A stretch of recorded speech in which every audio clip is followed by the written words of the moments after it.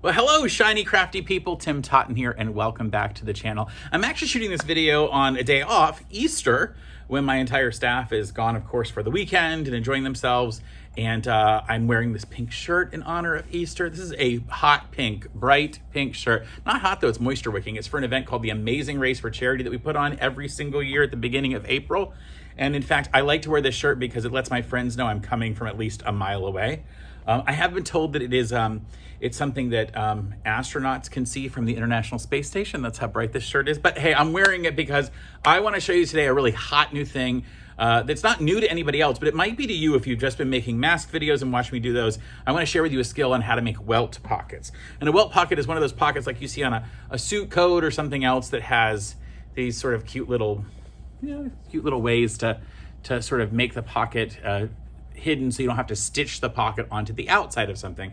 This is a really interesting and useful skill to have, and spoiler alert, it's not as hard as it seems. So why don't you join me down here at the cutting table and I'll show you what it takes to make a welt pocket. So to make a welt pocket, you're going to need a number of things. Specifically, if anything, you're just going to cut it with scissors, you definitely need a very sharp pair of very precise scissors. So I have these small little tiny scissors that are very sharp at the point. You could use a rotary cutter as well to cut up the major parts of it. I'm going to use an iron to set in parts of that. You'll make sense. Some pins or clips, something to mark with. Definitely important. And make sure that if you have a light fabric, you can mark it with a dark pen. Or if you have a darker fabric, you might have to mark on it with some type of a chalk pencil or something. And then you need your fabrics. Now you have to decide if you're making a welt pocket that you're going to have the same exact material in that pocket so it's harder to see, or you're going to contrast it. Today I'm going to contrast it with this one of these other fabrics so that when it goes together, you'll definitely notice how the pocket goes together and how the welt part of it goes together. So I'm going to go ahead and start the basic version of a welt pocket with this fabrics, and we'll show you a couple of examples. So I'll get everything else out of the way so we have that opportunity. So this blue fabric is going to be our base fabric. Like let's say we were making a bag out of this or something. We were going to fold it and seam the bottom and make a bag. And I want a pocket maybe right here on this side that would be cut in and stuff would go in. So I need to decide how big I want my pocket to be. And maybe let's say I don't want a very big pocket. Maybe it's going to be the opening will be 4 inches wide. So I would need to go further on either side of it. I'm going to go an inch on either side, so that would be 6 inches. And then maybe I want the whole thing to be maybe a 6-inch pocket, meaning from the very top of the pocket on the inside all the way to the bottom, which means I need double that, or at least 12 plus seam allowances. So I'm just going to cut this 6 by 12, this orange fabric, and then we will start the rest of it. This is not exactly as precise. You can choose something far more precise if you have a specific application, but for what I'm showing you, I think that information should work out fine. I'm going to use this edge here and put my mark on my ruler, and I'm going to find the 6-inch mark, which is right here, and to put that on the edge, and that'll give us 6 inches. So I've done that, and then I'll place the 12 down at this end down here, along here. So now I have 6 by 12, and then I just cut along these two edges. And for some reason, my cutter feels like there's my cutter has what's called a flat tire, and I don't really want to change it yet. So I'll just go over it twice. That'll be easier. Cutter blades are actually pretty expensive, so I always like to show people ways that they can do it without being crazy expensive. So the way this pocket is going to be created is going to go into there like this. It'll be folded. This will be the bottom of the pocket on the inside. The sides will get sewn, and the top will get sewn together, but the actual opening of the pocket will be a little further down, right in here. So what I'm going to do is mark on here some measurements, and let's just say I need at least 1 inch or 1.5 inches from the top of that coming down. So I'm going to take my pen, and you could probably do it with a chalk pencil as well if you wanted, like I said. And I'm going to go ahead and measure on this thing using the side here. I'm going to go down 1.5 inches, and on here, luckily, that's this mark here. And I know it's 6 inches wide, so the center point is 3 at the 3. And I'm making this a 4-inch wide. So I'm going to go over 2 inches and mark that. This pen doesn't want to work, right? Mark coming down and mark coming down and the mark across the top. So now I have those 2 marks. I'm going to zoom you in so you can see a little closer. I've made those 2 marks there. And then I want to figure out how tall I want the pocket to be. And I'm going to go, or the welt, and I'm going to go at least 1 inch because that's how wide the opening will be on the other side. Now, you don't have to go a full inch. It's a pretty big welt. But I'm going to tell you why I'm doing that. I want this to be really noticeable to you. And as you get better at it, you could do smaller welts. You can learn how to really do those tiny little ones like on suit coats. So I have my 1 inch mark there. And so I'm going to mark there on each of those. And then I'll just connect all these lines. Now that I know. I'm going to sew right on this line, so I'm not worried about it being seen. But if you were, you want to make sure you're using chalk, okay? And again, I'm going to sew on it, so I'm not as worried. So when we sew on that line, we'll actually be opening all this up. So I've got that done. That's where my welt is going to go. So then I have to figure out where I want to place it on my fabric. And remember, wherever that welt line is where the opening will actually be. And then this pocket is going to literally look like this on the other side. So what we do is put our right sides together. That means the pretty side of the other fabric and then the pretty side of whatever this fabric you're doing. So if I was using this fabric that has a specific side, I'd want to place it right sides down, and I draw my mark on the wrong side of the fabric. So let's just say that this was the right side, the nice pretty side. I put them down, figure out where I want to put that, and then I'm going to put a couple pins just to hold this together. I don't want it to go anywhere. Pretending that, of course, that I'm putting this in a very specific location on this bag template. Or on like a suit coat or wherever else you're putting it. And then I'm going to come and sew around that entire piece. And when I come back over here, I'll show you how to cut it apart.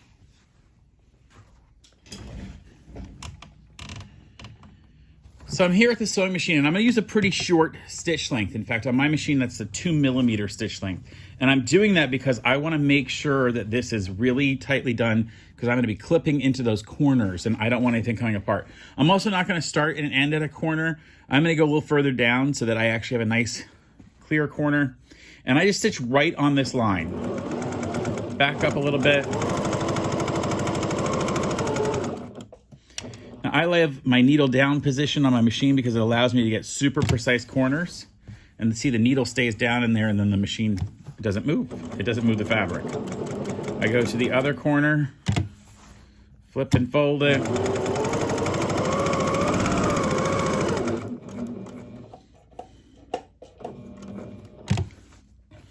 And then back again. And then back over to where we started sewing. All right, that piece is in. Now that has now sewn this down all around that. And the next step is to cut this open. And to do that, I'll go back over to the cutting table. All right, here we go. We have cut it apart. I'm going to go ahead and take these pins out. I don't need those anymore for right now. If you like my pin cushion, this is actually a device a thing I showed being made from things from the Dollar Tree. So I have, like, when I paid for this, I think I had $2 in this, half of a styrofoam ball and the box. So anyway, check out that video. We'll put a link in the description below. So my next step is to cut this space. And because we'll never see this fabric, I'm going to go ahead and use my 1/2-inch line on my ruler. I've lined up the 1/2-inch line right here. And I'm going to come in 1/2 inch on the side, start at the 1/2-inch mark, and go all the way to the other 1/2 inch mark on the other side. So what I've done is just put a line down the middle with equal distance all the way around it. I can use my rotary cutter to get started, or you could just use your scissors. And I'm gonna go ahead and cut that to that line. And like I said, you could have used your scissors for that. That's why it's great to have these sharp scissors, because we're literally gonna get right there and cut all the way exactly to the end of that line. And then the next thing we're gonna do is we're gonna come in and from that line, cut all the way out to the corner. Now this is important to note. We're not trying to cut the actual thread in that corner. So if you look at it, I'm not cutting all the way to the thread, but I'm getting as close as I possibly can. We'll do it the same way on this other part.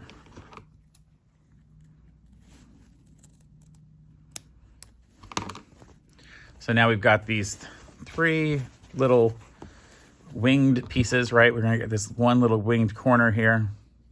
Cut all the way. See how sharp that is? You can actually hear it. Listen. Isn't that a great sound? Come in here and do the exact same thing. Angle it out right into that corner.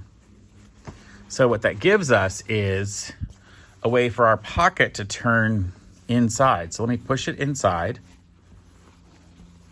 Now our pocket turns all the way to the inside. Let me flip it over and show you what I mean.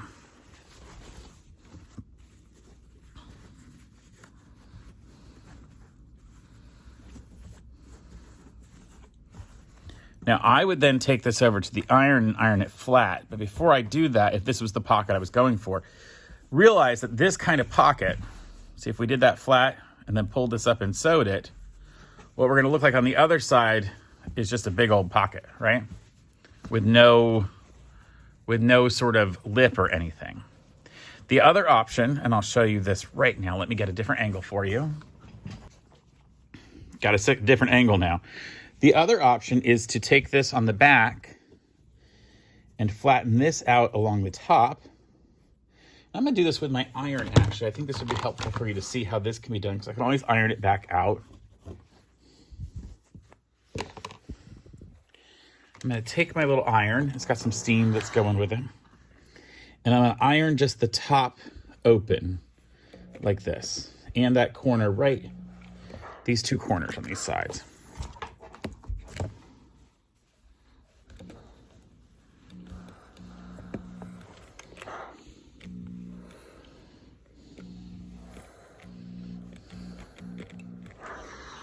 And then what we do, because this is kind of fun, then what we do is we will take this part here, see the bottom part? Now it's gonna eventually come here and stitch on, but what we're gonna do is we're gonna take that bottom and line it right here along this edge at the top. And in fact, some people will stitch a line right there. But we let it naturally fold itself up, because remember, it's trying to close itself here. See, this is pushing it up. So we just let it do that. Let it naturally do that. And we'll give that an iron. And then what that's going to look like from the other side, it's going to be a pocket with an opening. See how it has like a, and if we actually, let me go back real quick and do this other part. I'm going to bring this up and pretend that we've stitched it all together. And I'll even put a couple of clips on that so that it feels like it's held together as if we had stitched it. Now when we flip it over, the way this pocket goes, it's got a welt that then opens up. See? It's got this nice sort of welt that goes. So it feels like a nice pocket on a suit or something. Obviously, we use a very big welt here. I mean, very big. And we're going to come along and stitch it back along the outside. The other options are, and let's take this back out to show you. I'll open it all back up completely and even pull that out. I'm just going to go ahead and iron it flat.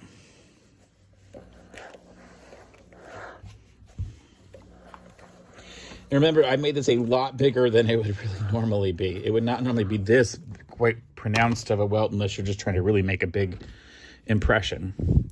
The other thing is to use the strength of whatever outer material you're using and let that decide where to fold. So I'm going to push it back and give it a little bit of a press here. And then I'll bring this fabric back over this fold line right here. See, like that? And that's going to decide that area. We'll do the same thing on the other side. We'll bring it down. Go ahead and iron that flat again. I love an iron with lots of steam. And then fold this just over to that line. And you're letting the fabric underneath tell you how far to fold back. So I do that now. And because those two pieces were cut from each other, literally they were cut apart. Remember when we had that rectangle that we cut? Since they were cut apart, when we flip this thing back over, now we get almost like a double welt. See? This is actually the most common way that I've seen these used.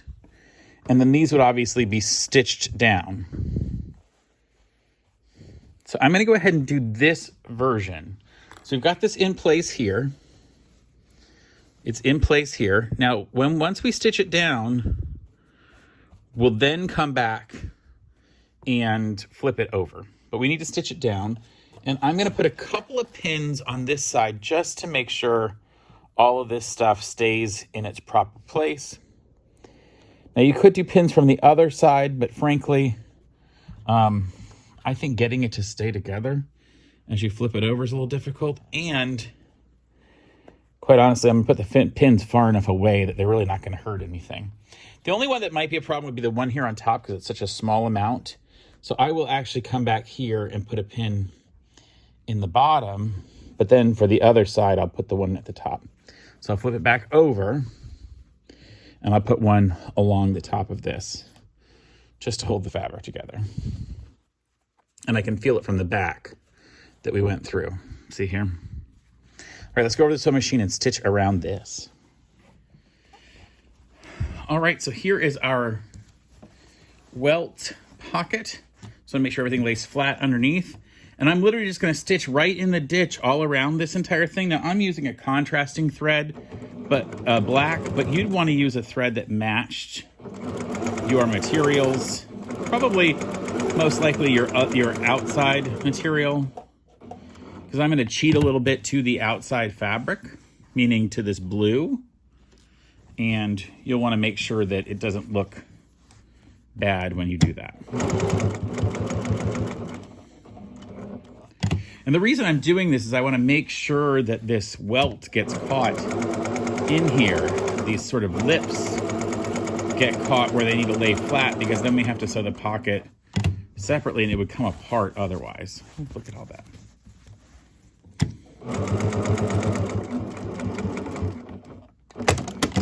All right, so that's been stitched all the way around the outside, which helps trap our welt in there. It's no longer going to pull out or anything. And now we're going to flip the other side and do the pocket. Well, there's our welt that's gone in the right way. Let me show you what it looks like from the other side. And you'll see how it's stitched that welt all the way around. Now, here's a good example of where I probably should have given myself a little more room at the top here, because I have to fold this and stitch it. It's going to be a little bit difficult to do without much fabric to sew that with. So I'm going to have to pull it back like this and stitch, which I can do. I'm not that worried about it. So do me a favor, give yourself a little more room at the top next time. Or if I had done a smaller welt, it would have had plenty of room, obviously. But give yourself at least 1.5 inches to 2 inches at the very top for the top of your pocket. Obviously here I did a 1-inch welt, and normally you only do about a 1/2 inch welt, which would have given me another 1/4 inch or so. I'm going to fold this over, and I will give it a nice press. And my first step is going to be to fold that stuff out of the way and stitch across the top. Then I'll come back and stitch down each of the sides. And I want to make sure, and I'll show you here, I want to make sure when I do that, that I catch the side here of this welt that came together. Same thing on the other side here. I want to make sure I catch all of these bits of fabric that are there. Let's go to the machine. So remember, I'm going to sew this top edge. So I'm just going to fold it back, open it like this way. Look at that. Open that, sort of fold it out of my way, and then line up my corners. Line up my corner. That you could pin this, of course. I'm only using a 1/4 inch seam allowance, so this is going to be fine. I've got more than 1/4 of an inch here.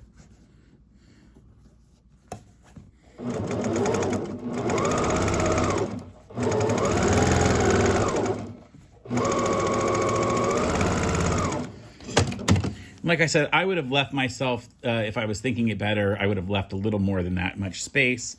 My next step is to fold back just the outside fabric here. And actually, I like to sew right from this top corner or from the bottom, either one. You can put it this way if you want. Fold that back, and then we're going to sew down each of the two sides. And if you want, you can use a wider seam allowance here if you feel like it's needed to catch all those pieces and parts. It won't really matter. Just will affect a little bit the size of your pocket. I'll come back to this one and sew it this way, just to make sure I don't catch any pieces or parts underneath it.